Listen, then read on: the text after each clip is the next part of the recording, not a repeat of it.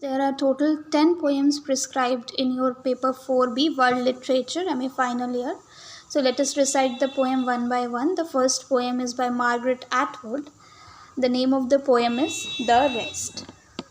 The rest of us watch from beyond the fence as the woman moves with her jagged stride into her pain as if into a slow race. We see her body in motion but hear no sounds, or we hear sounds but no language, or we know it is not a language we know yet. We can see her clearly, but for her it is running in black smoke. The cluster of cells in her swelling like porridge boiling and bursting like grapes, we think. Or we think of explosions in mud, but we know nothing. All around us, the trees and the grasses light up with forgiveness, so green and at this time of the year healthy. We would like to call something out to her, some form of cheering. There is pain, but no arrival at anything. Margaret Atwood. The next poem is The Moment by Margaret Atwood.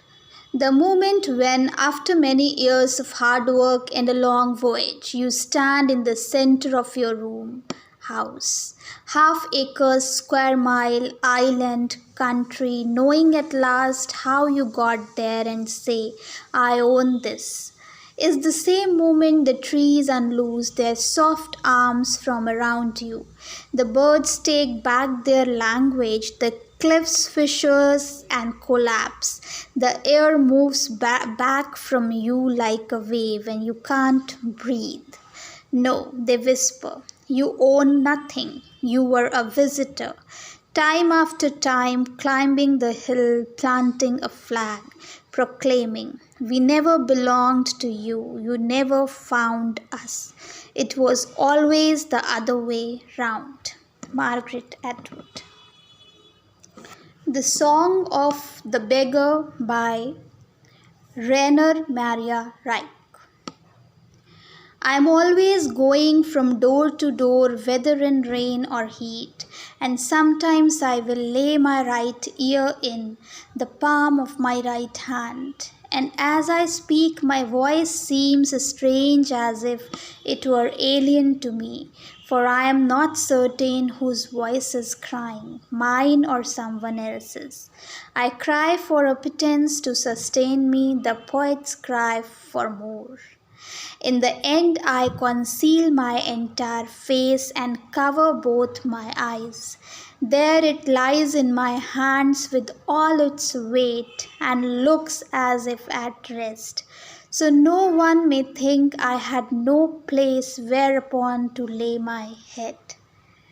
The Song of the Beggar by Rainer Maria Rilke.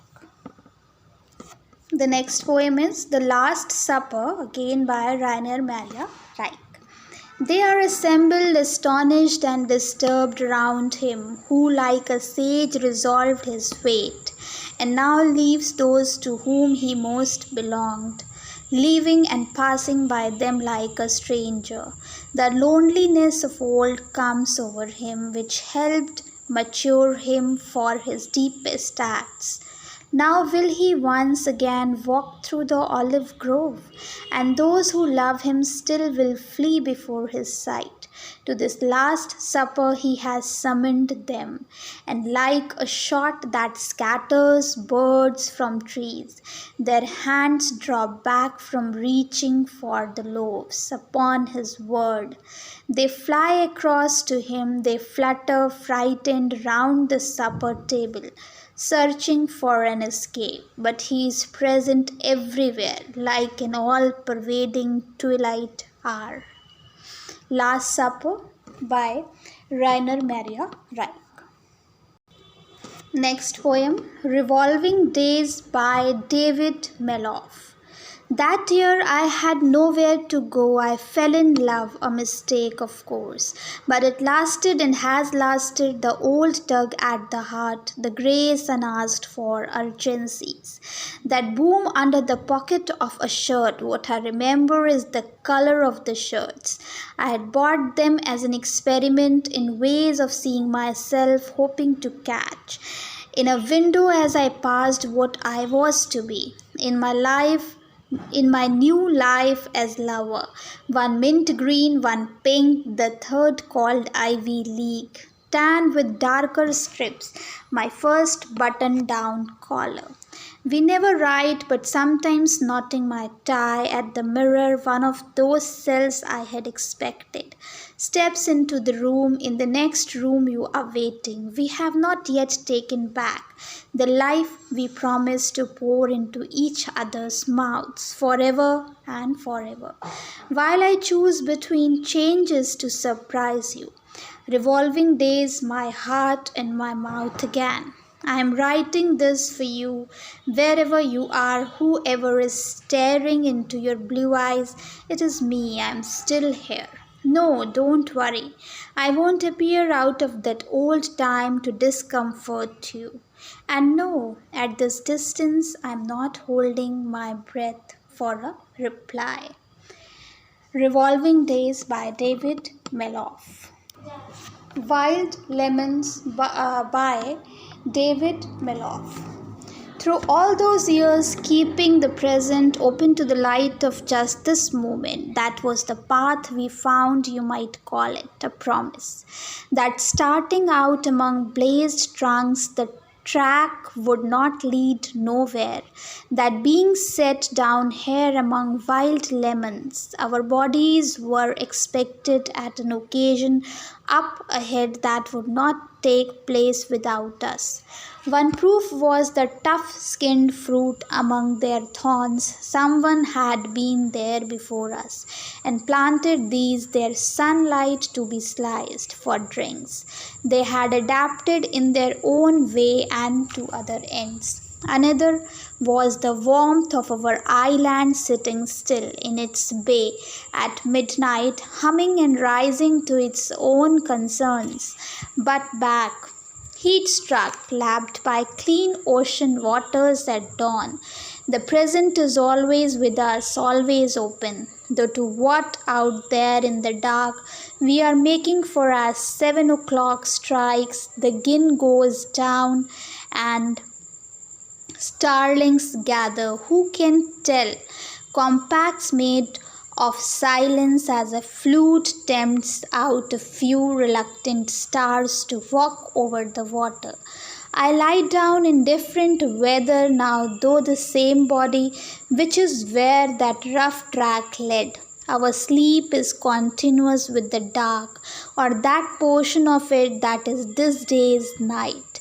The body tags along as promised to see what goes. What goes is time and clouds melting into tomorrow of our breath. A scent of lemons, run wild in another country, but smelling always of themselves. Wild Lemons by David Meloff. The Eyes of Beauty by Charles Baudelaire. You are a sky of autumn, pale and rose, but all the sea of sadness in my blood surges, and ebbing leaves my lips morose, salt with the memory of the bitter flood. In vain your hand glides my faint bosom over. That which you seek, beloved, is desecrate by woman's tooth and talon. Ah, no more. Seek in me for a heart which those dogs ate. It is a ruin where the jackals rest, and rend and tear and glut themselves and slay. A perfume swims about your naked breast. Beauty, heart scourge of spirits, have your way. With flame-like eyes that at bright feast have flared, burn up these tatters that the beasts have spread. Charles Baudelaire. The poem is The Eyes of Beauty. The next poem is The Soul of Wine, again by Charles Baudelaire. One evening in the bottle sang the soul of wine. Man, unto thee, dear, disinherited, I sing a song of love in light divine, prisoned in glass beneath my seals of red. I know thou labourest on the hill of fire in sweat and pain beneath a flaming sun. to give the life and soul my vine's desire. And I am grateful for thy labors done, for I find joys unnumbered when I leave the throat of man by travel long outworn, and his hot bosom is a sweeter grave of sounder sleep than my cold caves forlorn. Hearest thou not the echoing Sabbath sound, the hope that whispers in my trembling breast? Thy elbow on the table, gaze around, glorify me with joy, and be at rest. To thy wife's eyes I shall bring their long lost gleam. I shall bring back to thy child his strength and light. To him life's fragile athlete I will seem. Rare oil that firms his muscles for the fight. I flow in man's heart as ambrosia flows. The grain the eternal sower casts in the sod. From our first loves the first fair verse arose, flower-like aspiring to the heavens and God. The Vine, the Soul of Wine, poem by Charles Baudelaire. The poem Pentecost by Derek Walcott. Better a jungle in the head than rootless concrete, better to stand bewildered by the firefly's crooked street. Winter lamps do not show where the sidewalk is lost, nor can these tongues of snow speak for the Holy Ghost. The self-increasing silence of words dropped from a roof points along iron railings, direction if not proof. But best is this night surf with slow scriptures of sand, that sends not quite a seraph, but a late cormorant, whose fading cry propels through phosphorescent shoal what in my childhood gospels used to be called the soul. The poem Pentecost by Derek Walcott. Again, the poem Dark August by Derek Walcott. So much rain, so much life, like the swollen sky of this black August. My sister, the sun broods in her yellow room and won't come out. Everything goes to hell. The mountains fume like a kettle. Rivers overrun still. She will not rise and turn off the rain. She is in her room, fondling old things, my poems, turning her album. Even if thunder falls like a crash of plates from the sky, she doesn't come out. Don't you know I love you, but I'm hopeless at fixing the rain. But I'm learning slowly to love the dark days, the steaming hills, the air with gossiping mosquitoes, and to sip the medicine of bitterness, so that when you emerge, my sister, parting the beads of the rain with your forehead of flowers and eyes of forgiveness, all will not be as it was, but it will be true. You see, they will not let me love as I want, because my sister, then I would have learned to love black days like bright ones, the black rain, the white hills, when once I loved only my happiness and you. This is the poem Dark August by Derek Walcott.